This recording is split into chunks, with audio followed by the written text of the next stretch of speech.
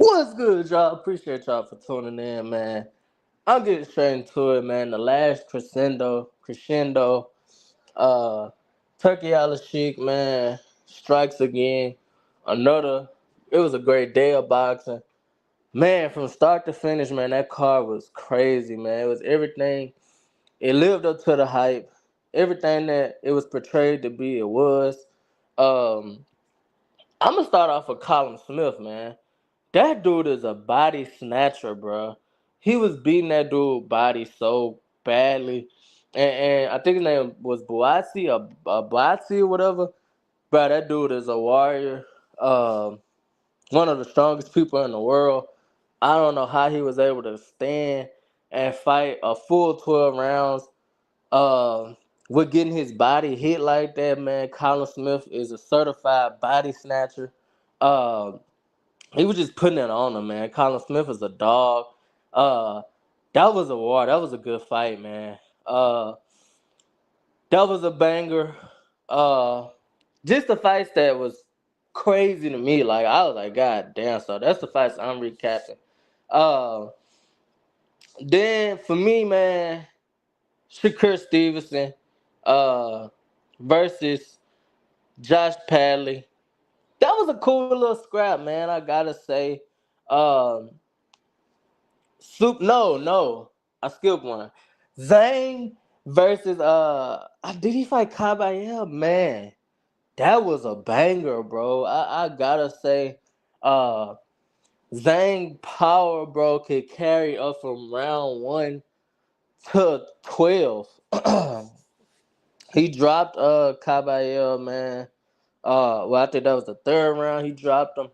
Kabayel, fearless, man. The being a fearless person and fearless I say future champ that he is, bro. Body snatch.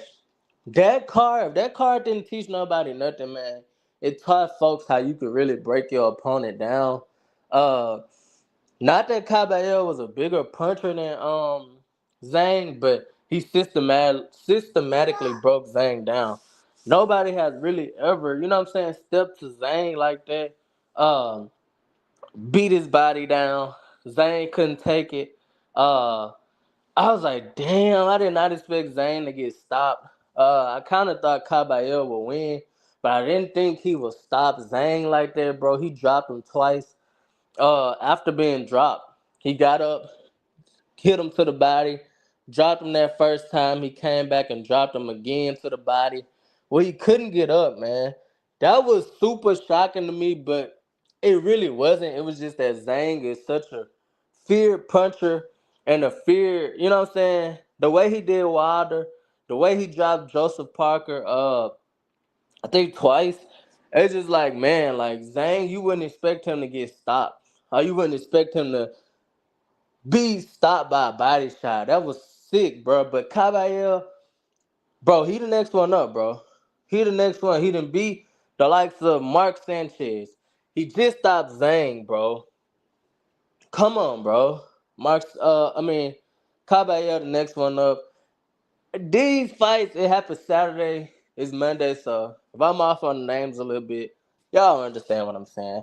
And then we had, for me, like I said, these was the fights that was exciting to me. I had a good time watching.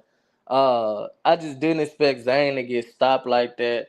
But like I said, that guy, bro, he didn't beat Mark Sanchez, Zane.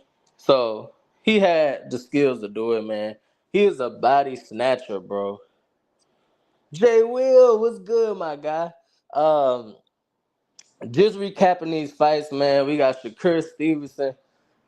Basically, he did what he was supposed to do. He did what he was supposed to do, man. We don't really expect stoppages out of Shakur Stevenson. Uh, he's a masterful boxer, bro. Crazy defense, super sharp, super accurate. Um, Man, Caballero is a monster, bro. I did not expect Caballero to do that. I didn't expect him to stop him, you know what I'm saying, with a body shot. Bro, that's why I said if this card didn't teach you anything, it taught you how to go to the body. Shakur Stevenson, he stopped Padley with consecutive body shots. I think he dropped him 3 times with all body shots. Uh Caballero the same way with Zhang. Stopped him with body shots. It taught you about Colin Smith working what's his name, Buatsi? Working his body like crazy. I don't even know how he was able to stand. Uh yeah, man. Stop the electrician. Like I said, he did what he was supposed to do. My biggest thing was though, would his hands hold up against somebody like he said he should try a bricklayer next, man. No, man. He said he ready for Tank next. I'm after this video I'm gonna do a video on how he said he ready for Tank next. I don't think that fight with him versus Tank gonna happen next. His hands cannot hold up, bro. I don't know if he need somebody else to wrap his hands. He tried using different gloves. He still ended up hurting both of his hands. And like I said, that was the biggest question for me. Why when he was fighting Floyd Schofield, would his hands be able to hold up with somebody that's gonna apply pressure the whole night? With that Sean Porter style, they gonna be in your face, throwing punches and bunches. Will your hands hold up? I said if it didn't, and he fighting Schofield, it'll probably be a long night. Schofield, he super. Uh, I mean, Schofield is relentless. He gonna throw punches in bunches, combinations. He gonna be in your face all day. Your hands can't break or hurt against somebody like that. But uh, I knew what time it was, man. The first punch Shakur landed was a overhand left. First round, the first punch, overhand left. Pally ate it, but it showed me Shakur was super comfortable out the gate. And Pally can't get out the way of a left hand. I'm like, yeah, this finna be a cakewalk. It's levels to this. Even you know what I'm saying. He came in on a stop on a 4 days notice. Yeah, and he said you saw the expression on his face when he hit him with the left hand. He had heard it, and then he basically verified it after the fight and was like he heard it again, and he was like he want to fight Tank next, but he want to make sure his hands fully healthy. That's not a good look. If you really look at Shakur, you know what I'm saying, track record with his hands, um, he was bad. Like you could tell, he was trying to smile it off, but he was in pain. So he stopped playing with his food and started going to the body and got him out of there. Cause Padley was trying to get off a little bit. He had all the respect in the world to Padley too, though.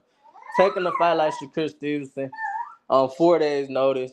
Uh, he probably won't ever have to work, you know what I'm saying, as an electrician ever again. Turkey Al Sheik said he definitely gonna have him back in Riyadh season with a full training camp. But you got to think about his hands though. He fought Elvin De Los Santos. He had a hurt hand. He came back, fought Artem. In the training camp leading up to the Joe Cardina fight, it was supposed to be October 12th, the day after my birthday. He had injured it again in sparring. That's 2 times in less than a year he injured his hands. He came back this fight and just injured his hand again. That's 3 times in less than a year. His hands super brittle. And that's what brings me to my conclusion of really what my next video gonna be about. Uh you can't hurt your hands against Tank, bro. He gonna find a way. Yeah, man.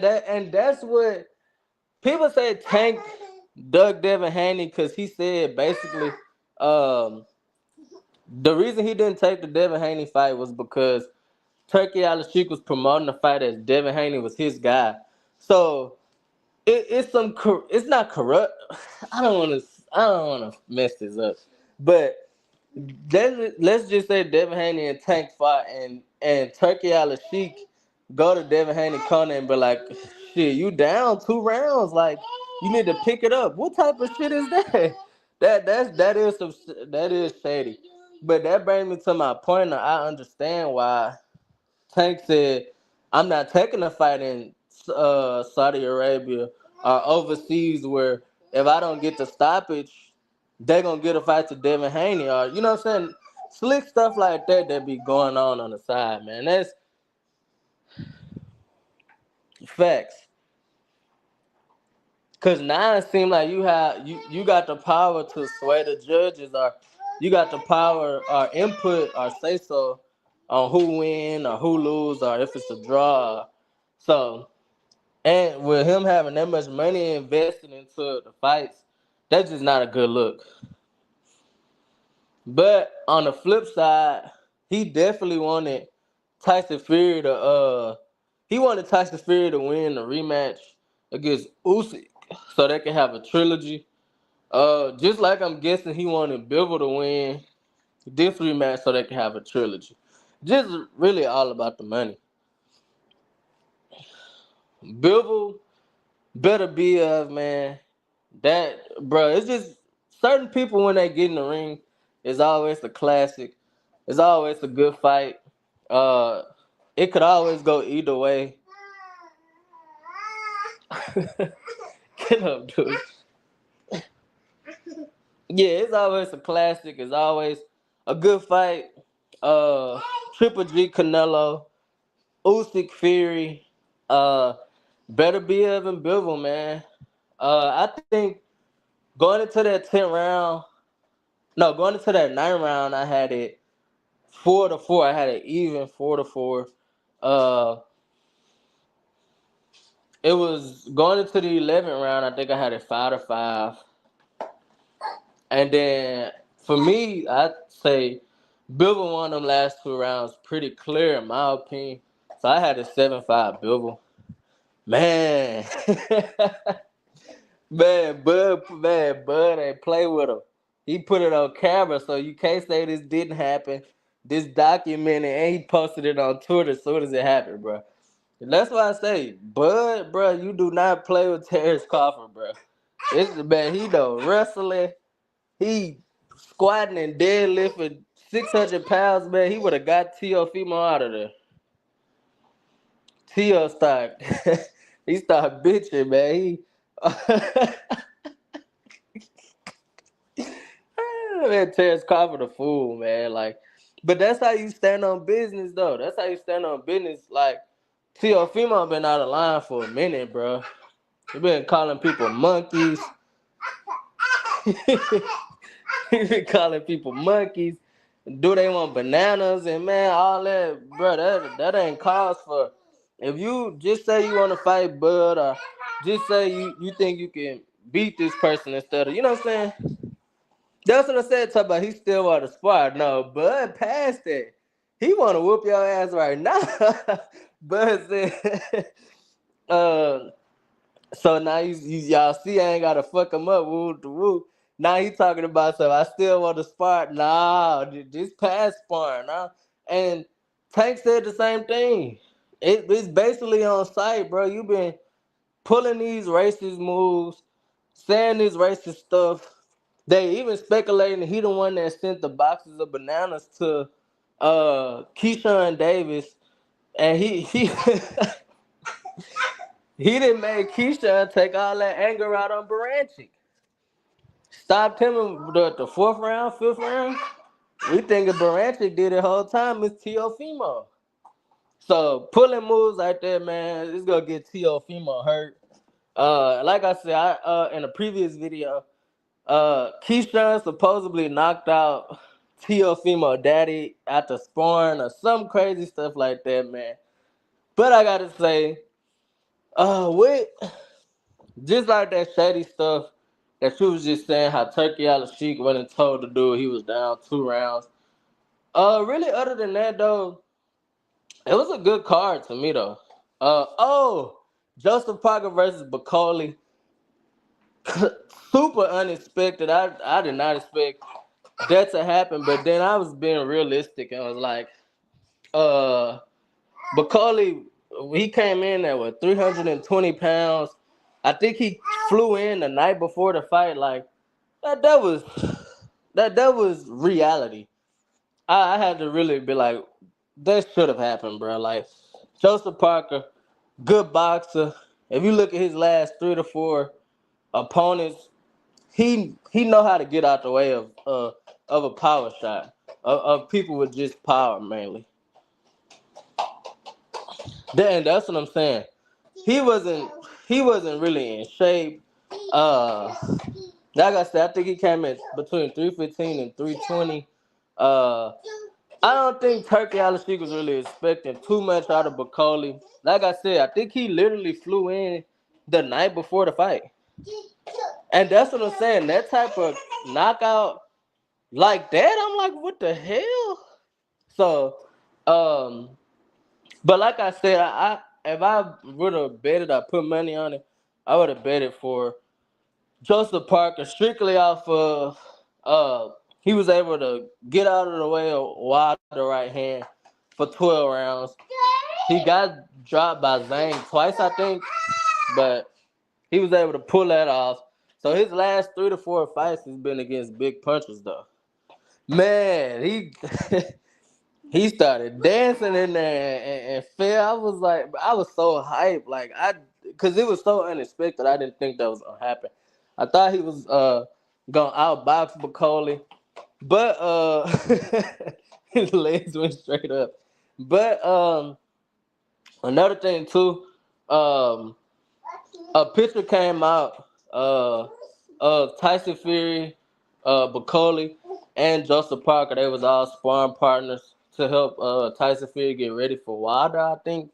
So Joseph Parker was probably familiar with Bacoli already. That's stuff that we don't, that didn't come out because it was on such a short notice.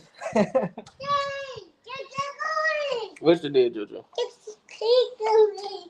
But I forgot about Virgil Ortiz, man. I ain't gonna lie. Virgil Ortiz look good, man. I really wouldn't mind Terrence Crawford staying at 154 and fighting Virgil Ortiz. I wouldn't mind that fight. Not to say Crawford struggled with Madrimov, but Virgil Ortiz kind of beat him. You know what I'm saying? Virgil Ortiz kind of beat him convincingly to me. And that's what I was thinking too. But you can't really say too much like that on YouTube without people trying to troll and you know what I'm saying you hating on this person. And so, but Virgil Ortiz, man, he beat Madrimov pretty convincingly, in my opinion. I just don't like Madrimov. I thought it was just because it was Terrence Crawford, but Madrimov not really active. Like he'll throw a one punch here and there. He'll throw that right hand here and there. But for the first 2 to 3 rounds, 4 rounds, he was strictly moving, not really trying to engage too much. He was feigning a lot. I'm like, Madrimov, that's not gonna win you the fight. Now, if you throwing one punch, one punch at a time, you gotta be damn near like Tank Davis. You gotta be knocking people out. He would just every now and again throw a punch here, throw a punch there. No, Virgil Ortiz coming to work, and that's what I was saying. Madrimov, I thought it was just because he was fighting Terrence Crawford, and he didn't, you know what I'm saying, he was afraid to get knocked out. He was being cautious because of the power, but then I saw how he came out versus Ortiz, and I'm like, oh, this is really how he fight. Like, he move a lot. He throw a punch every now and again. I'm like, nah, that's not gonna win you the rounds, man. But like I said, um, this fight card was a banger. Like I said, they working on a trilogy now. Uh, I really wouldn't mind Benavidez versus Bivol.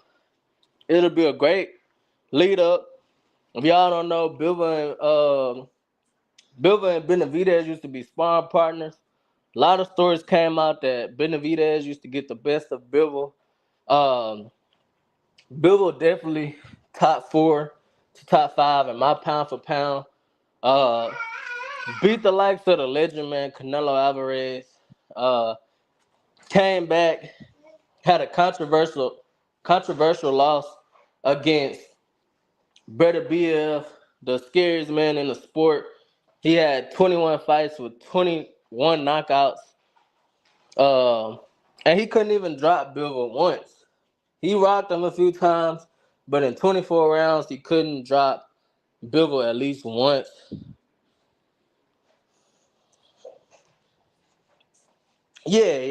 Man, Colin Smith, man.